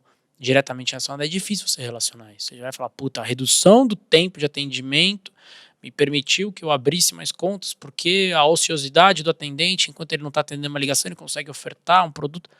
Pode ser, mas é difícil você fazer esse link da sua venda final, ou da sua receita mesmo, da sua linha de receita final, versus uma melhoria num processo. É muito mais fácil você fazer uma linha de redução de custo. Com 10 minutos a menos, eu não preciso ter tanta PA lá de atendimento. Eu posso tirar 2, é uma linha de... Eu reduzir o custo. Show. Mas você linkar com linhas de receita não é fácil. E aí eu acho que é a grande diferença. Porque o Customer Success, você pode medir ele por receita. Principalmente a receita recorrente. Quando você cria a receita recorrente, lá você fideliza o cara, vira o embaixador da sua marca ou da sua empresa. Você consegue renovar e trazer o valor bom. E ele faz o boca a boca positivo para fora, que é uma linha também. Falei, Grandão. Eu lembrei aqui agora de uma métrica que tem muito na área de software, né? Que são os cohorts, né? Que é a ideia... E aí você falou um pouco de Customer Experience, e aí de reduzindo o tempo. E uma das coisas que eu tenho visto nessa área de Customer Experience, eu tenho lido um pouco sobre isso, é o fato de você, por exemplo, até então, uma pessoa que utilizava o sistema, comprou o sistema hoje, daqui a 3 meses ele não está mais utilizando, que aí meio que calculou a LTV do Lifetime Value daquele cliente lá. E aí depois de algumas mudanças, disso, quando você coloca isso na linha do tempo, você consegue começar a ver assim, olha, o grupo de pessoas que assinaram depois daquela implementação aumentou o LTV. Ou seja, de vez de ele estar passando só 3 meses, ele está passando 6 meses conosco. E aí você, lógico, tem que colocar na linha do tempo para você avaliar essa diferença entre como que era aquele grupo de pessoas que assinavam antes daquela implementação como tu falou aí, de um processo, ou aquele grupo de pessoas que assinaram depois daquela implementação do processo. E aí você consegue começar a fazer essa análise de quanto isso melhorou monetariamente, aumentando esse tempo de vida útil do teu cliente. Que exemplo melhor do... Isso é meio tendencioso também, né? Porque sim. Depende de outras hipóteses que estão acontecendo naquele momento, né? Tem que ver se aquele período que você analisou, as outras variáveis que o cara está inserido também conversam, né? Acho que faz parte. Mas o que eu ia falar naquela hora também, até antes do André comentar alguma coisa, eu queria comentar alguma coisa, é que, no meu ponto de vista, eu entendo que o Customer Experience tem grande influência no Customer Success. Sim. Né? Eles não podem ser bem separados, né? De mão dada ali. Anda de mão dada, né? É isso porque mesmo. Eu posso ter uma experiência já na pele do cliente ali, eu posso ter uma experiência onde eu vou na minha área seja de CX, né, de Customer Experience, ou de UX, User Experience, falando, puta, meu, precisa melhorar aqui. Porque, por exemplo, suporte, né? Os chamados que são abertos, a quantidade de chamados que o meu cliente que tem o meu software abre e o meu tempo de resposta, meu SLA de resposta, é uma coisa que um Customer Success tem que olhar. Porque, cara, pelo menos lá na FICO, né, então, o cara abriu um chamado, a primeira ligação que ele deveria fazer é pro Customer Success. Abriu o chamado porque não tá funcionando aqui. Imagina separar um antifraude de um cliente grande desse. Você quebra, cara. Tô com o meu antifraude parado aqui, eu posso estar sofrendo ataque agora, não sei. Então a primeira ligação que ele deve fazer é pro Customer Success. Falando, meu, já abriu o chamado 1, 2, 3, 4 aqui, me ajuda aqui, cara. Me ajuda a acelerar essa porra aí. Você tem que ajudar mesmo, né? Mas eu acho, só pegando o gancho que você falou, Grandão, um exemplo, não tem exemplo melhor que isso do que rede social, cara. O filme lá clássico lá da Netflix, o Dilema das Redes, mostra isso, né? Então, pô, o cara instalou lá o Facebook, não abre mais o meu aplicativo, então não tá entrando no LinkedIn todo dia como ele entrava antes. O que tá acontecendo? Eu preciso de alguma forma chamar ele de volta, né? E lá no filme ele faz aquelas coisas malucas dos caras no computador, vamos fazer que a ex-namorada dele mandou uma mensagem, ou então começou a namorar um outro cara. Porque é a métrica que esses caras usam, né? Quantidade de likes, quantidade de acessos, quantidade de interações que os usuários têm com o meu aplicativo para eu chegar em mídia, né? E falar, vem ofertar o seu produto aqui porque eu tenho X acesso. E aí você tava, só pegar outro gancho que você falou, que é legal falar isso, cara. Se você entrevistar aqui algum dia qualquer presidente de banco ou empresas, né, grandes, você fala, qual que é o tamanho da sua base de clientes? Eu tenho 7 milhões de clientes, mas ativos são 1 milhão. Todos falam isso, cara. Todos falam isso. De adquirente, de maquininha, de banco, de cartão de crédito. O cara da Visa aqui. Quantos cartões Visa tem? Não, eu tenho 7 milhões de cartões, mas ativo 1 milhão. Ou seja, tem 6 milhões aí que são seus clientes. Você considera como seus clientes, mas não usa o seu cartão. É isso. Então, é uma métrica boa. Eu não sei se eles continuam falando isso, né? Mas eu ouvi muito isso. Mas é ruim, eu imagino né? Eu vendi 7 milhões de cartões, eu imprimi o plástico, eu mandei, eu mando comunicação, e o cara não usa o meu cartão. Por quê? Por que ele está usando a Mastercard em vez de Visa? O que está acontecendo? Então, eu acho que assim, por quê? Será que a experiência que eu criei é boa? E aí a experiência não é só experiência no sentido, dou milha em dobro, dou milha em dobro. É fácil de usar ou não? Eu acho que outro mantra que a gente tem aqui, e que é óbvio, mas que, cara, eu não sei se é óbvio, mas não sei se todas as empresas fazem, é você criar um produto bom, cara. Você vender um produto bom, você ter um produto que aí você consegue linkar com o sucesso do seu cliente. O sucesso do seu cliente quer abrir conta. Cara, eu tenho o melhor, entre aspas, abridor de conta do mundo aqui. Esse é seu sucesso, esse é seu sucesso. Cara, esse software vai te ajudar a abrir conta. De cada 10 ligações que você fizer, você vai abrir 11 contas, tal. Pô, legal. E aí, muitas vezes, você vende o negócio e some, né? Mas tem que vender, ligar depois, cara. E aí, você tá abrindo? Nossa, cara, tô abrindo mesmo. Tô abrindo 11 contas, é verdade, muito bom, pô, legal. E aí, você acaba mostrando o valor. Você acaba trazendo... É uma venda, é uma oferta de valor. Você oferta uma coisa que traz valor. Então, e pra isso, você tem que ter um produto bom, cara. Tem que ter um produto bom. Pode soar meio óbvio, mas tem que ter um produto bom. E muitas vezes a gente não tem produto bom e mesmo assim a gente vende, né? Vender areia na praia, mas vende, cara. A gente tenta, entendeu? Então, eu acho que o Customer Success, literalmente, é uma coisa nova, não é uma coisa simples. Aqui no Brasil, eu acho que o mercado de tecnologia que eu atuo é mais sabido, é conhecido, mas em outros mercados não, mesmo grandes mercados já consolidados.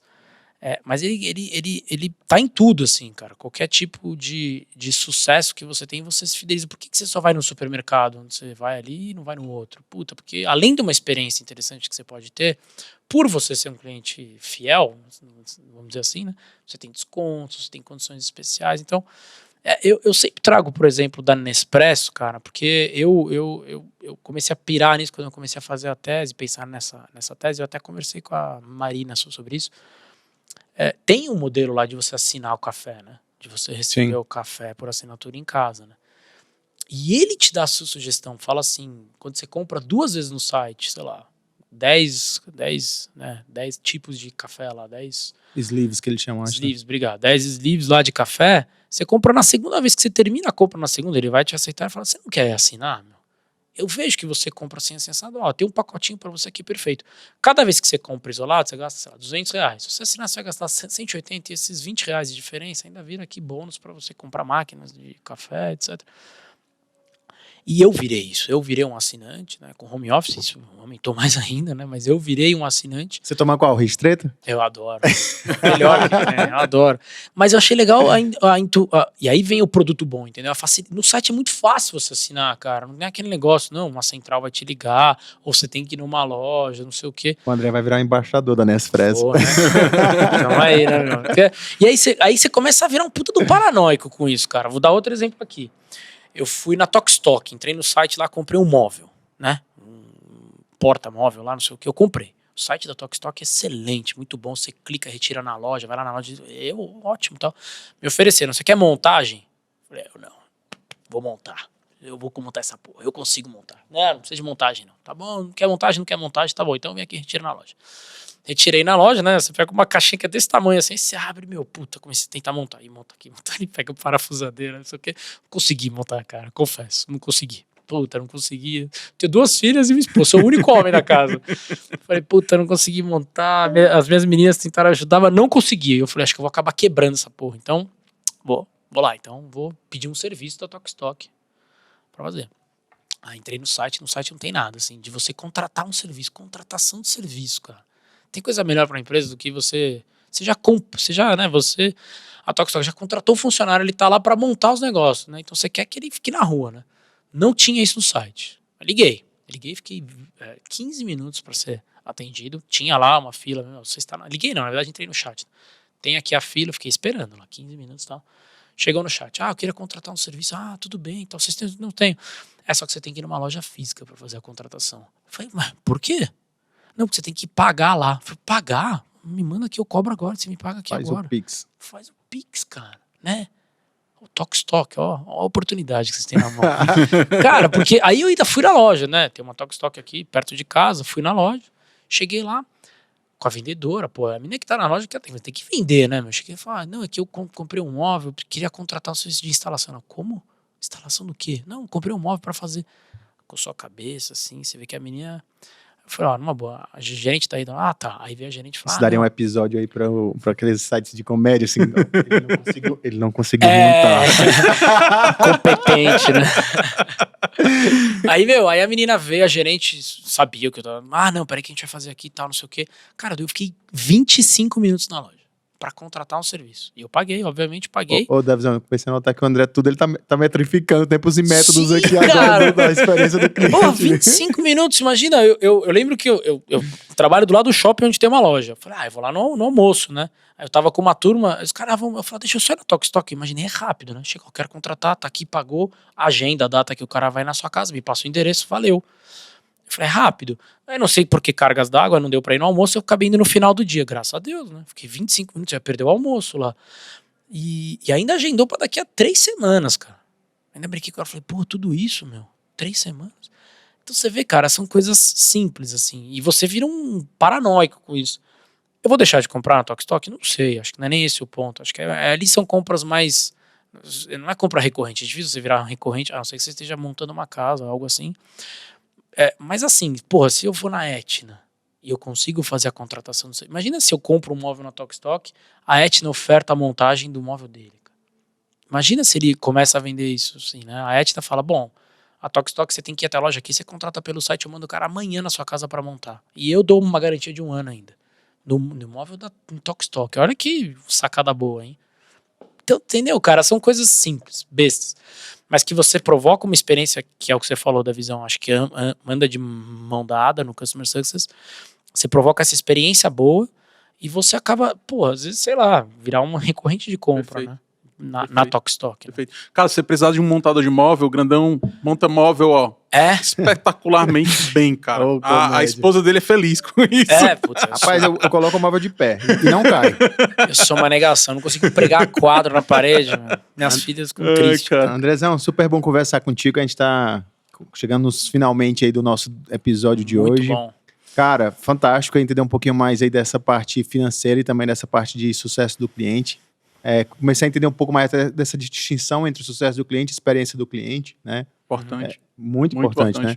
Cara, falei um pouquinho mais com a mensagem que você passei para quem quer entrar nesse mundo de sucesso do cliente. O que é que você acha que deve ser as tendências e como que essa pessoa deveria começar a estudar ou se preparar para começar a entrar um pouco mais nesse mundo que, como você falou aqui, está sendo um diferencial aí para as empresas e para as organizações. Legal. Bom, eu acho que assim, algumas coisas que são importantes. Primeiro, não é uma coisa exclusiva de B2B, né, de empresa ou de mercado de tecnologia e software. Eu acho que é mais tangível por conta dessa migração fortíssima que essas empresas estão passando de migrar para modelo SaaS, né, de software as a service e nuvem, né. Então eu acho que ali é mais latente essa coisa porque tá ali mesmo. Então, mas não é só isso. Eu acho que, de novo, tem Nespresso, tem shopping, tem fidelização na barraquinha de hot dog até, cara. Se você quiser um Customer Experience /Success, é importante ter isso também. Eu acho que é um movimento que vai crescer, né? Existem pesquisas no LinkedIn, que acho que um dos cargos mais procurados hoje é o de Customer Success Manager, e de diversas empresas, de pequenas, de startups, a gigantes. Mas é um movimento ali que eu estou aprendendo agora que ele tem que ser abraçado. Eles falam até uma frase que o Customer Success não é uma área ou um cargo, é uma filosofia mesmo. Tem que ser abraçado pelo comitê executivo ou pela liderança dessas empresas e tratar isso como um tema importante. Então, o sucesso do cliente é o nosso sucesso mesmo, e a gente ter que brigar por isso, não sei dizer, ou batalhar por isso é importante. Então, a tendência que eu vejo um futuro muito brilhante para isso, cara. Eu acho que vão ter muitas oportunidades. É importante você ter essa vivência do cliente. Eu acho que todos nós somos clientes aqui, então a gente sabe o que é bom e o que não é, né? Eu faço um paralelo muito com o trânsito, né? Você é pedestre, você é motorista, você é pedestre, né? Quando você para em cima da faixa, cara, você um dia vai ser o pedestre. Então, você tem a experiência de ser um pedestre, é muito chato você não conseguir atravessar porque tem um carro ali. Então, quando você é motorista, pensa, putz, para um pedestre é melhor não parar. A mesma coisa cliente, cara. Eu sou um cliente. Então, quando você está vendendo alguma coisa, você está atendendo um cliente, de que forma que você quer atender ele? Do mesmo jeito que você gostaria de ser atendido, né? Então, eu acho que é uma tendência muito legal. Putz, não sei, cara. Eu acho que está em consolidação. Pra você ter uma ideia, é um tema que eu escolhi para minha tese, até porque, quer queira, quer não, aqui no Brasil é super pobre. Pobre assim no sentido, né? Tem muito pouco material estudado sobre isso. Acho que tem aí alguns papas no Brasil, uns caras bons, mas que ainda não tem a profundidade que os Estados Unidos já vive hoje, ou a Europa já vive hoje, do tema. Mas mesmo lá, cara, é o que eu te falei mais cedo na visão, tem uma bíblia só, cara. Se a gente for falar aqui, sei lá, de Customer Experience, já deve ter uns 4, 5 papas, 10, 12 bíblias, né, daqueles livrões que te ensinam isso. Aqui tem uma só, cara, que é um belo livro até. Então acho que a gente tem uma profundidade da gente entender melhor o tema, como implementar isso em empresas. Acho que esse é um mercado, literalmente, de você prestar uma consultoria de Customer Success. E por fim, que acho que é o mais difícil, é você linkar métricas de resultados, receitas, etc., com essa figura. Para deixar de ser, é um custo eu ter um Customer Success e não me gerar receita. Como um vendedor que está lá, vende, etc, etc. Então, é isso. Acho que é um futuro, cara. É um dos cargos do futuro aí, imagino eu. Maravilha. Muito legal, muito legal. Andrezão, aqui não é o show da Xuxa, mas manda um beijão aí pra quem você quiser, cara. Show, obrigado. Bom, primeiro agradecer vocês aí pela oportunidade, muito bom. Beijo pra minha família, minha esposa, as minhas filhas. O pessoal da FICO ali, que me trouxe essa oportunidade de carreira, acho que de vida mesmo. Aí, a Kayla, o Gabizo, que é meu chefe hoje. cara, é isso. Obrigado por tudo. Meu professor, né, claramente, né, o professor Caê aí que tá me ajudando na tese também, obviamente, mas acho que obrigado pela oportunidade de novo. E vamos atrás do sucesso dos nossos clientes aí. Show de bola, cara, show de bola, excelente. Galera, esse foi mais um The Bigs Podcast e a gente esteve aqui com o André Pires, falamos do sucesso do cliente. Então, se você gostou, segue a gente, se inscreve no canal, dá um joinha lá pra gente seguir nessa jornada. Deixa seu comentário do que é que você quer ver, quem você gostaria que viesse aqui, pra gente construir essa jornada junto. Então foi um prazer inenarrável estar com vocês mais uma vez. Obrigado, galera. Eu sou o Grandão, aqui comigo da Visão, e estamos com vocês nos próximos episódios também. Um abraço. Abraço.